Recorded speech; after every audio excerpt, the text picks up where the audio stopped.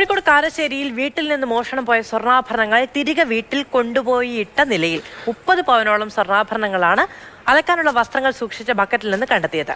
Rahul KV ആണ് ഈ വാർത്തയുടെ വിശദാംശങ്ങളുമായുള്ളത്. രാഹുൽ, ഈ കാരശ്ശേരിയിൽ വീട്ടിൽ നിന്ന് മോഷണം പോയ സ്വർണ്ണാഭരണങ്ങൾ തിരികെ വീട്ടിൽ കൊണ്ടിട്ടു. എന്തായാലും ഒരു കുറ്റബോധം കൊണ്ടോ അല്ലെങ്കിൽ പിടിക്കപ്പെടുമെന്നോ കരുതിയായിരിക്കാം. എന്താണ് ഈ സംഭവം? അതിന്റെ വിശദാംശങ്ങളിലേക്ക് പോലീസ് എങ്ങനെ കടക്കുന്നു?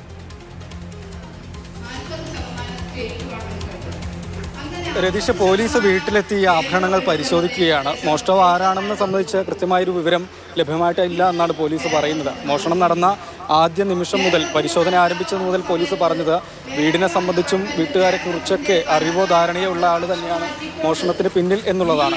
മോഷണം പോയ 30 പവനോളം സ്വർണം ഒന്നുപോലും നഷ്ടപ്പെടാതെയാണ് ഇന്ന് തിരിച്ച് വീട്ടിന് പുറകിൽ അലക്കാനായി സൂക്ഷിച്ച വസ്ത്രങ്ങൾ വെച്ച ബക്കറ്റിൽ നിന്ന് കിട്ടിയിട്ടുള്ളത്.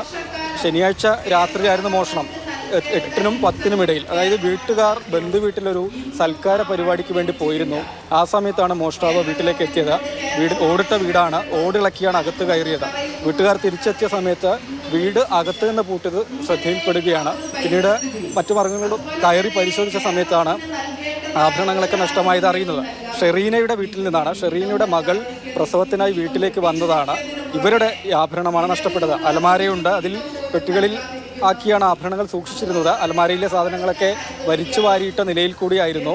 ഏതായാലും ഇന്ന് രാവിലെ വീട്ടുകാർ തന്നെ വീടിന് പുറകുവശത്ത് ബക്കറ്റിൽ വസ്ത്രങ്ങൾ ഇട്ട് വെച്ചതാണ് അലക്കുന്നതിന് വേണ്ടി ഈ ബക്കറ്റ് എടുത്ത് പരിശോധിച്ചപ്പോഴാണ് മുഴുവൻ ആഭരണങ്ങളും അതിൽ നിന്ന് കണ്ടെത്തിയിട്ടുള്ളത്.